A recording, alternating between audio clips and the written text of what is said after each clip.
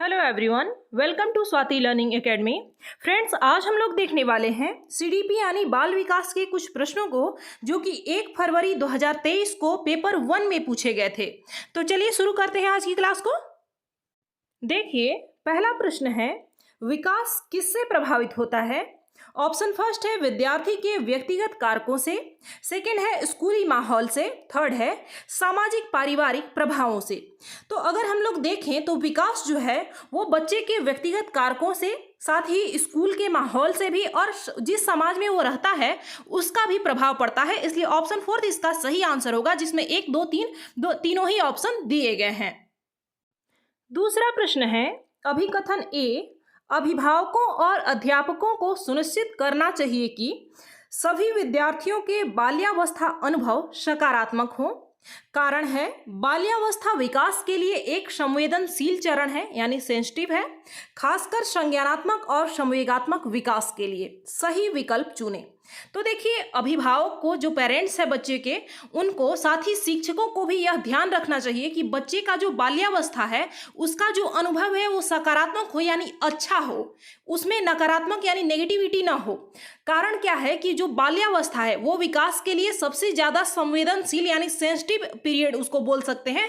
इसका जो इफेक्ट है बच्चे के संज्ञानात्मक विकास पर, साथ ही संवेगात्मक विकास पर भी पड़ता है। इसलिए दोनों ही कथन सत्य हैं। ऑप्शन फर्स्ट इसका सही आंसर होगा। अगला प्रश्न है, बहुत छोटे बच्चों के सामाजिकरण के संदर्भ में कौन सा कथन सही है? ऑप्शन फर्स्ट है विद्यालय सामाजिकरण की प्राथमिक संस्था है, सेकंड है परिवार सामाजिकरण की प्राथमिक संस्था है, थर्ड है सहपाठी समूह सामाजिकरण की प्राथमिक संस्था है, फोर्थ है मुद्रक संचार सामाजिकरण की प्राथमिक संस्था है। मुद्रक संचार का मतलब है यहाँ पर प्रिंट मीडिया से। देखिए, जब भी सामाजिकरण की प्राथमिक संस्था के बारे में पूछा जाए तो परिवार जो है वो प्राथमिक संस्था होता है। बच्चा जन्म के बाद सबसे पहले जहां पर सामाजिक मूल्यों को सीखता है वह उसका परिवार ही होता है। इसलिए ऑप्शन सेकंड इसका सही आंसर होगा। अगला प्रश्न है, जीन पियाजे के संज्ञानात्मक विकास के सिद्धांत के अनुसार बच्चे किस चरण पर यह समझने लगते हैं कि वस्तुओं के आंखों से ओझल हो जाने से उनका अस्तित्व खत्म नहीं हो जाता है? ऑप्शन फर्स्ट है संवेदी गामक, सेकंड है पूर्व संक्रियात्मक, थर्ड है मूर्त संक्रियात्मक और फोर्थ है औपचारिक संक्रियात्मक।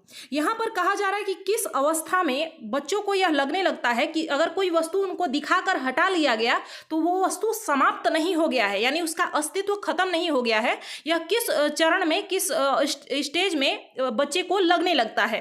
तो देखिए, इसका जो सही आंसर हो जाएगा वो है हमारा ऑप्शन फर्स्ट, संवेदी गामक अवस्था में बच्चे के अंदर वस्तु अस्थायित्व का गुण आ जाता है। यानी जब बच्चा बहुत छोटा होता है, जैसे हम कहें कि नवजात जो शिशु होता है उसके सामने आप कोई भी खिलौना लेके जाइए और वहां से हटा लीजिए, उस पर कोई खास प्रभाव नहीं होगा। लेकिन जैसे जैसे थोड़ा समय बीतता जाएगा उस बच्चे के ऊपर वस्तु अस्थायित्व का गुण आने लगता है। फिर बच्चा को अगर आप खिलौना दिखाकर और उसके सामने से उस चीज को हटा लेते हैं ना, तो बच्चा रोना शुरू कर देता है, जिद करना शुरू कर देता है कि मुझे वही चाहिए। तो यह किस अवस्था में होता है? संवेदी गामक अवस्था में होता है। अगला प्रश्न है, कंकड़ों से खेलते हुए एक बच्चा यह खोजता है कि दो समूह मिलकर 4 कंकड़ों का एक समूह बनाते हैं।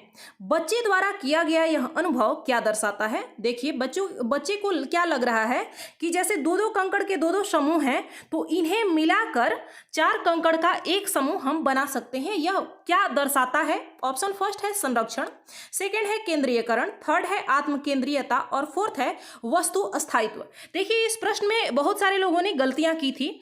देखिए, प्रश्न को सॉल्व करने का 2 तरीका हो सकता है। या तो आप यह देख लें कि कौन सा आंसर इसका सही होगा, क्या प्रश्न पूछा जा रहा है उसके हिसाब से, या फिर आप उसमें से आंसर को देखना शुरू कीजिए, ऑप्शन को देखना शुरू कीजिए कि क्या नहीं होगा इस प्रश्न का उत्तर। इसमें बात की जा रही है ऑप्शन 4 पर। अगर हम लोग देखें तो वस्तु अस्थायित्व। वस्तु अस्थायित्व का क्या मतलब होता है कि बच्चों के सामने कुछ भी दिखाकर और उसे हटा लिया जाए, तो अगर बच्चा उसके लिए जिद करना, रोना शुरू कर दे तो इसमें बच्चे में वस्तु अस्थायित्व का गुण आ जाता है। क्या इसमें ऐसा कोई भी कंडीशन दिया गया है? नहीं दिया गया है। आत्मकेंद्रीयता में क्या होता है? बच्चा खुद के अनुसार चाहता है कि मतलब मैं जो सोच रहा हूं वैसे ही पूरी दुनिया भी फील करे, तो ऐसी बात की गई है, इसमें नहीं की गई है।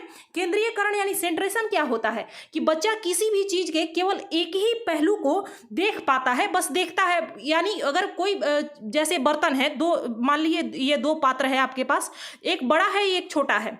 ये हो सकता है कि आपने देखा होगा सामान्यतः जो पतला ग्लास होता है वो तो लंबा होगा ही क्योंकि वो पतला है, लेकिन एक छोटा ग्लास होता है जो कि काफी उसका आधार जो होता है चौड़ा होता है। अगर हम देखें तो जो पतला वाला ग्लास है उसमें चौड़े ग्लास से कम पानी आता है, लेकिन बच्चे को यही लगेगा कि वो जो पतला ग्लास है उसमें ज्यादा पानी आता है। तो यह क्या है, वह केवल केंद्रीयकरण यानी सेंट्रेशन का गुण दर्शा रहा है। बच्चे को यह लग रहा है उसकी लंबाई देखकर कि यह जो पतला वाला ग्लास है इसका लंबाई ज्यादा है, इसलिए इसमें ज्यादा पानी आएगा। तो यह केंद्रीयकरण है। तो इसकी बात यहाँ पर की गई है, नहीं की गई है, इसलिए ऑप्शन फर्स्ट इसका सही आंसर होगा।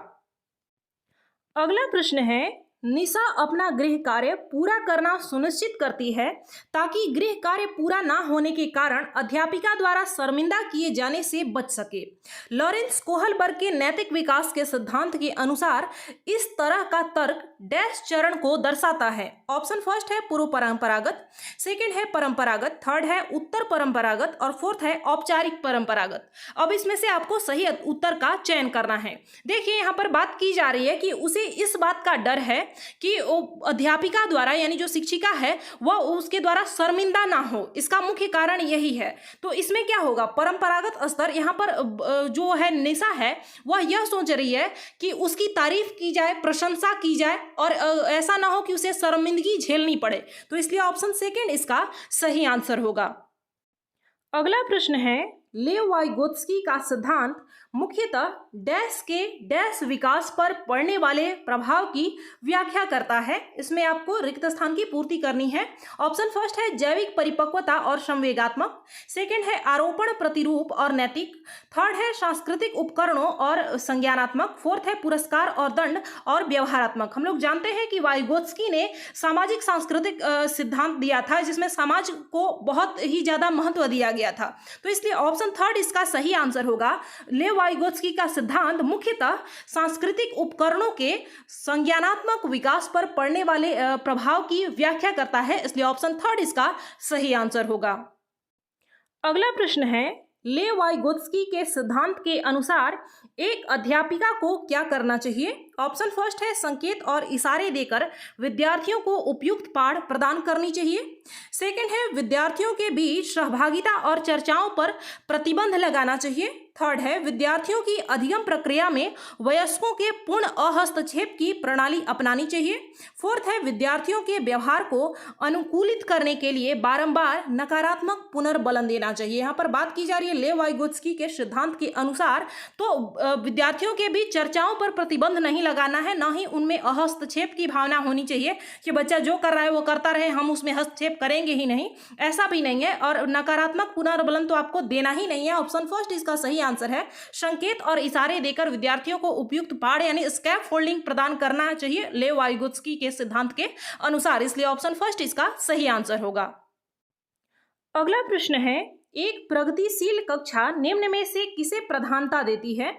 यहाँ पर प्रोग्रेसिव क्लासरूम की बात की जा रही है। ऑप्शन फर्स्ट है अध्यापिका द्वारा चयनित पढ़ाने के तरीकों को, सेकंड है पाठ्यक्रम को पूरा करने को, थर्ड है परीक्षा केंद्रित शिक्षा शास्त्रों को और फोर्थ है विद्यार्थियों के मतों और अनुभवों को। तो प्रगतिशील कक्षा में किसे प्रधानता देनी चाहिए, विद्यार्थियों को यानी जो बच्चे हैं उनके मत को, वो क्या चाहते हैं, कैसे उनके अनुभव हैं, इसको ज्यादा प्रधानता यानी ज्यादा महत्व दिया जाना चाहिए। ऑप्शन फोर्थ इसका सही आंसर होगा। अगला प्रश्न है, हावर्ड गार्डनर के बुद्धि संकल्पना के अनुसार निम्न में से कौन सा कथन सही है। ऑप्शन फर्स्ट है बुद्धिलब्धि किसी व्यक्ति के भविष्य में सफल होने की संभावना का सबसे सटीक अनुमान है, सेकंड है बुद्धि वातावरणीय कारकों द्वारा प्रभावित नहीं होती है, थर्ड है व्यक्तियों में विभिन्न प्रकार की बुद्धियों के विभिन्न स्तर पाए जाते हैं और फोर्थ है बुद्धि के सामूहिक परीक्षण विद्यार्थियों के बुद्धि स्तर मापने का सर्वोत्तम जरिया है।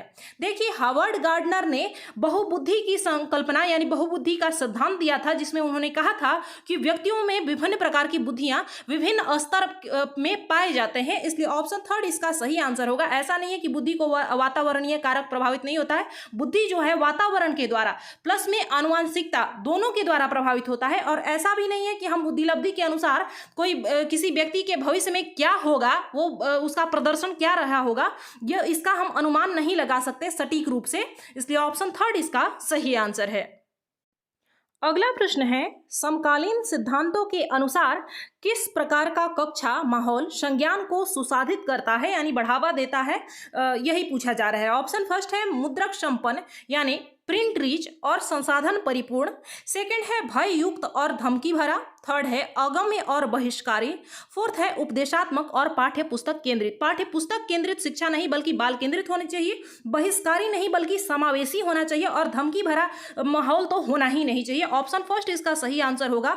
प्रिंट रिच होना चाहिए, साथ में संसाधन परिपूर्ण यानी रिसोर्स हो, उसमें टीएलएम ज्यादा से ज्यादा हो। ऑप्शन फर्स्ट इसका सही आंसर होगा। अगला प्रश्न है, जेंडर ऑप्शन फर्स्ट है सामाजिक संरचनाओं द्वारा निर्मित होता है। सेकंड है पूरी तरह वंशागत कारकों द्वारा निर्धारित होता है। थर्ड है आनुवांशिक लक्षणों द्वारा पूर्व निर्धारित होता है।